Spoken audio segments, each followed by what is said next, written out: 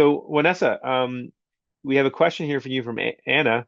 How can you make the kids that are shy to at least give it a try to enjoy doing drama and education? Interesting, good question. Especially, I love the fact that you both brought it from a science perspective, which is something that terrifies me a little bit.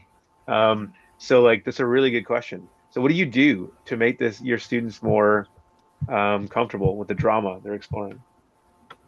So I'd say that the first thing that you have to do is to create a safe space so that students they can feel comfortable to each other, even though doing foolish things, and also that the teachers that want to work with drumming education they have to put themselves on stage, like they have to be the first one to make foolish things, also to break this like hierarchy and people feel more comfortable. There is something that always like comes to my mind as something that's not really well solved, which has to do with the content, like because um, I, um, I took part in some workshops on language, like drumming education for language students, and in this spot, like people are more open to make mistakes, and this is part of like you can speak up, and even though you speak wrong there's no problem because you're learning. But when it comes to science, I think it's not like it's hard if you say that like you can make mistakes. Of course you can, but like if you uh, um, do it and other people listen to it, maybe people will have on their mind like wrong concepts, and they will learn wrong things. So I think that like at this time when you're working with the games, then people, yes, they can feel they can make mistakes. And like when they are doing the role play first, like in this workshop, in this subject that we worked last time, the teacher, the professor, and the tutor they worked with the script. Like this, the kids they wrote the script and they sent to the professor, and then she corrected um, like any conceptual misunderstanding. They Hmm. then they could present something that's it was right. And I think that like if you have more time, one way could be to have the kids to like a peer review, so that the kids would like the students they would help the others with the content also. But in like in the first moment when we have these games, they have to feel like very comfortable to make mistakes. And if you want to correct them afterwards, you have to know when to do it, so that and how to do it, so that they don't feel like embarrassed.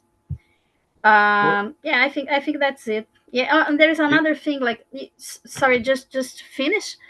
We have to pick games, at least for the beginning, that people just go when they feel like, and how they do it, so that like the people that are less shy, that are more extroverted, that they can go before, and then the other day you see people having fun, they want to join. I think that's it. mhm. Thank you for the You know, question, Anna. Yeah, it's a great question, and Vanessa, thank you for the answer. And I think like it translates to all. I think all classrooms should be like that.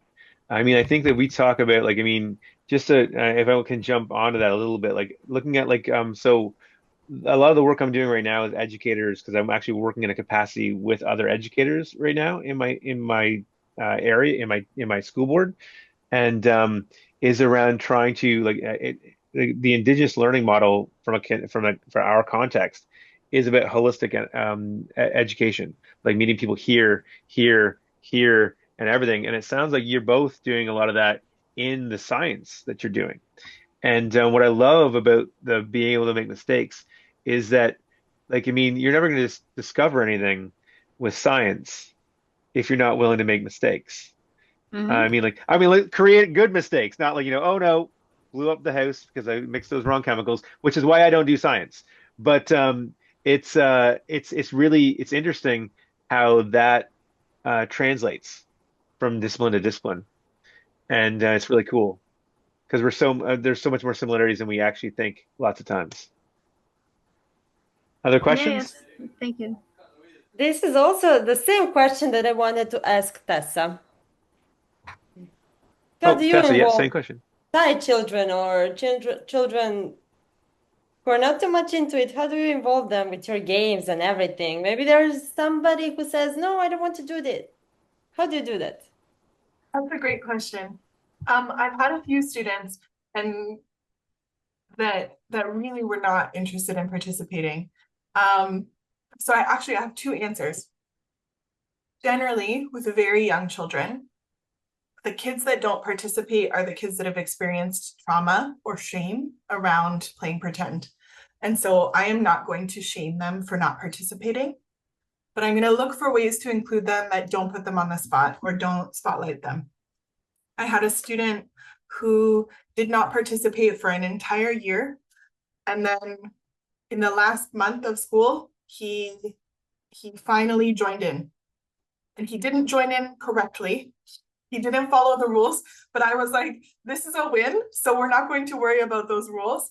And then the next time he participated again. So what he needed was a much longer period of observing that it was a safe place to play and that he would not be shamed or he would not re-experience that trauma for being a kid.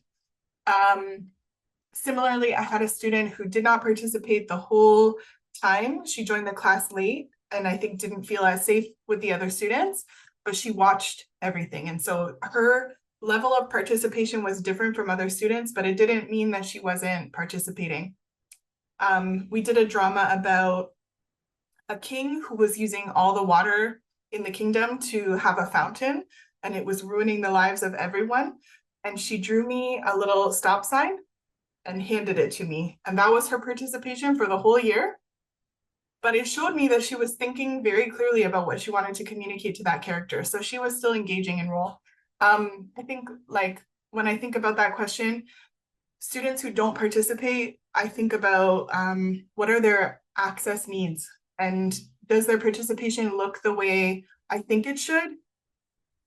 Does that matter? Yeah. I had one of my mentors was grappling with this question of how do you assess students' level of engagement? Like, how do you assess the internal processes that they've gone through? And you can't put a mark on like how well they've internalized a role because that's so personal to them. So there are ways to sort of like understand that this is engagement. It just looks different. With older students, often they've unlearned using their body as a way to engage in learning. So they think that it isn't serious learning because it looks like play. And they think that school should only happen sort of from the neck up. Or they've developed a lot of anxiety around being witnessed by other students for a variety of reasons. Usually it's also related to trauma, could be related to neurodiversity, could be related to gender expression. Those are the things that I've seen. So I will give them alternatives. They don't have to answer the interview questions, but maybe they are silently directing, or maybe they're participating just in a safe small group of their friends, generating ideas, and then their friend is the one who says the idea. My job as the teacher is to watch them as they're in the earlier stages of the creative process, to know who are my students that are engaging in that way, and then to give them opportunities to submit like journal reflections or something that demonstrates to me how they've engaged in that role playing. So the sort of simple answer is that it looks like I'm giving kids the right to pass, but I'm inviting them to engage in different ways still in the play that we're doing. Yeah. Can I build on that? Because I mean I've had Of similar course. issues from like a secondary, like I teach like 14-year-olds and up, generally speaking. And it's also a lot with older kids. It can also be like when you start high school, you get that whole like I'm too cool to do that play type learning, which is funny because I'm a middle-aged man and I love to play. And I find that that's where I get more creative and I come up with more solutions and problem solving through play. And and we know like there's a lot of research that shows how imperative the engaging in play is for all people, of all ages and elderly people as well. And so a lot of it is like I love what Tessa said around not shaming them because like I've had lots of students who like kind of will like kind of hang back, but then like they'll start you can get like little by little they get lit along. Like I've had students who would not interact in the first few weeks be like my shining example at the end because they've embraced everything. So you got to give that time, you got to give that space and allow other means like if you have someone with crippling anxiety and you're like, get up on that stage. There are other ways to get them to engage in the work, and the rewards of seeing them smiling about the things that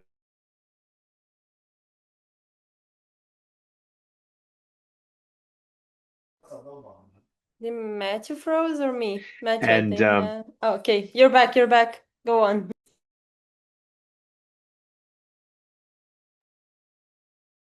Or not back. oh While he's unfreezing, yeah, am I Okay. good or no? you You're froze. good. You froze for Yeah, a and you're little bit. back. Maybe not. I would say too that there are some like conventions and strategies that you can use with learners that are less spotlighted. So you don't have to always like put students in a position where they are performing or doing something 100%. theatrical. Yeah. Are you Can you hear me unfrozen now now? for real, for real? Yeah.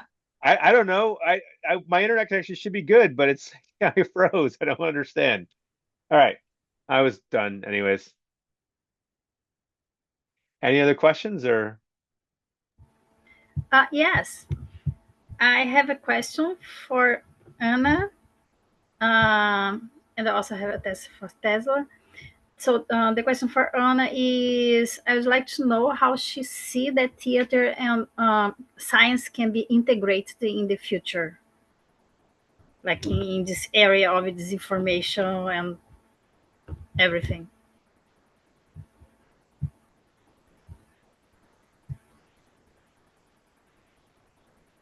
Hi, tell me. Mm, I think the tendency is for theater and science to understand that together they have more power in the face of education as the as both are are and are science and theater of impression, reflection and knowledge.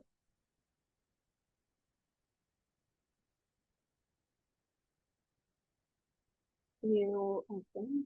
Yeah. Thank you. um No. Thank you. Uh-huh. there's a question in the chat for me Yes. actually. But no, but Vanessa, you had that same question for Tessa as well, right? Yes, I have another question for Tesla. I'd like to know how was the feedback from the students, also from the parents and from the peers when she works with German education. Thank you. Yeah.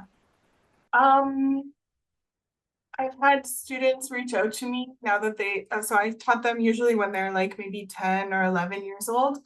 I've had them reach out to me when they are graduating high school, so they're now 18, to tell me like I was the most impactful teacher they had in their schooling journey because we learned almost everything using drama in education. So I would combine subjects to make them more like immediate for them as well. So I also teach science using drama in education, but I would give my students a role like they are someone who will give advice to the government about health initiatives, and they have to research the human body in order to share their opinions with the government. And just having that like frame and the conflict, they are much more invested, much more excited about doing the research and the learning. So I have parents that have told me like, when I ask my kid, what did you do today? They actually know an answer. They actually can tell me what they did because they felt excited about what they learned at school. Whereas when all they do is maybe a worksheet to learn science, you end up with, oh, I don't remember. I didn't do anything today, you know? So parents were very appreciative. Students are remembering what they learned like 7, 8 years later. Um, but also like I just had in general from my own observations, less resistance to learning, less like fewer classroom management issues from my students compared to other teachers who worked with those students. And students that traditionally didn't do well at school, where I received lots of like information, this is a challenging student, these are all the problems. That student had no or much fewer problems in my room where we were engaging and learning in a way that reflected their whole self. And those kids also had more opportunities to learn social skills in a safe context. So their relationships with their peers improved as well. Like there's so many benefits. And the feedback was always quite positive, even for students that like were really resistant to participating in a visible way. Those are the students that seem to like trust me the most to have private conversations, to tell me about things that they were struggling with. Um, yeah, hopefully that answers Awesome. your question. And just to finish, what about the peers? Like, do they think that you're just playing at the school? Do they perceive like the gains that the students have? Um, it was hard. Like for a long time, I was the only one doing it. No one seems that interested in trying it. Um, but it's also very isolating to be an elementary school teacher sometimes because your classroom is your world. So I spent some time doing teaching the drama for other teachers, and then they got to see how much their students loved what we were doing, how much they were learning about it, how much they talked about it and wanted to do more. So I think at that point they had a little bit more respect for what drama could be instead of just like putting on pantomimes for like famous fairy tales, you know? Yeah. Awesome. Thank you. So that actually dovetails into the question that Anna put in the chat for me. It's around resistance to giving voice to, and now it says Canada's Indigenous people. I'm going to rephrase it and say Indigenous people in Canada or in the geographical zone that we know as Canada, because there we actually I push back, and I know why you put it that way, Anna. I'm going to say that even in Canada, we'll have people phrase it as Canada's Indigenous people, and we like to reframe that thinking because do not own those people. It's a very patriarchal way of looking at it. So I like to reframe that only to think that we need to avoid those kind of patriarchal relationships. And there is a resistance in a lot of ways. And some of what Tessa just talked about in response to the integration of drama in education in a meaningful way is the same with it bringing in indigenous content as well. And a lot of it has to do with fear of doing something wrong. And I've made mistakes myself. And the thing is that if we make mistakes, we need to learn from those mistakes and not be resistant to change. And some of it has to do with the fact that they're more comfortable always going to the same voices they've always incorporated in what they're doing. And the problem there is that just because you've done something doesn't mean it's the way it should always be done.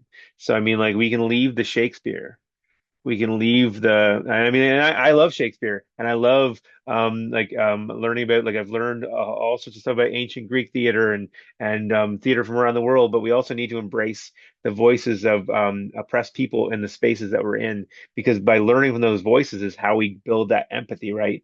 It's how we build that understanding and elevate people up and have more equitable societies, and they're more socially just. But there's still a lot of people. A friend of mine, uh, I say friend of mine, a guy I met a few times. Yeah, because like he would be like, I don't remember you. A guy named Negon Sinclair, who's a professor in Manitoba in Canada, who is Anishinaabe. He's an indigenous a speaker, presenter, has a heart large background. He talks about everything as a view of a tree.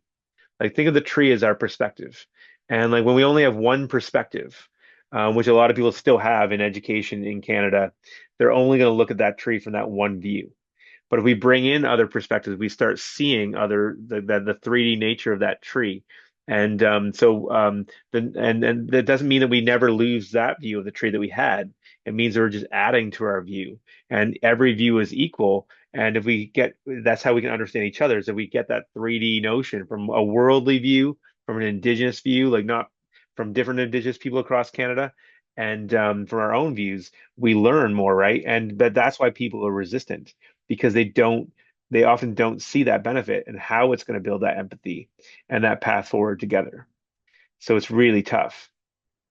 That's a good question, and that's why we keep doing this work. It was actually Negon's father, Murray Sinclair, who was one of the chair of the Truth and Reconciliation Commission, said it's education that got us into this mess, and it's education that's going to get us out. And he also said it took 7 generations to get into it, and it's going to take 7 generations to get us out, because it's going to be a long, long road ahead. It's not a simple fix. It's a lot. It's going to be a lot of work. It'll outlast me.